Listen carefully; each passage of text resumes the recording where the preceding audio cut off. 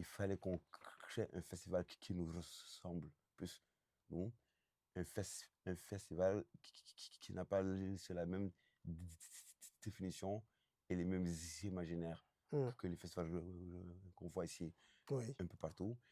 Et, et, et d'autant plus qu'au Sénégal, il n'y a pas énormément sur le festival de musique.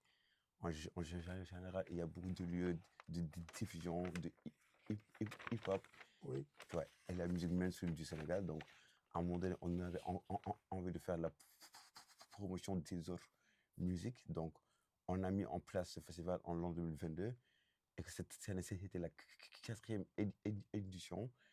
Et là, on voit que ça devient un des festivals majeurs au Sénégal sur la proposition, sur la production et surtout sur la programmation qui est assez éclectique et assez internationale sur le groupe du Mali, voilà, un peu partout du monde entier.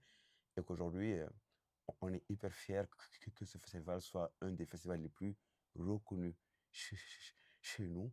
Et Stéréo Africa, pour juste dire que il faudrait qu'on change la donne et l'image que les gens portent sur les musiques en Afrique en général.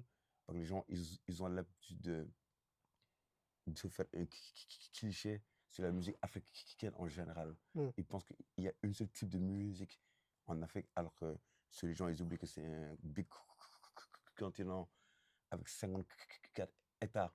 Donc, effectivement, il n'y a pas une seule musique, il y a plusieurs musiques.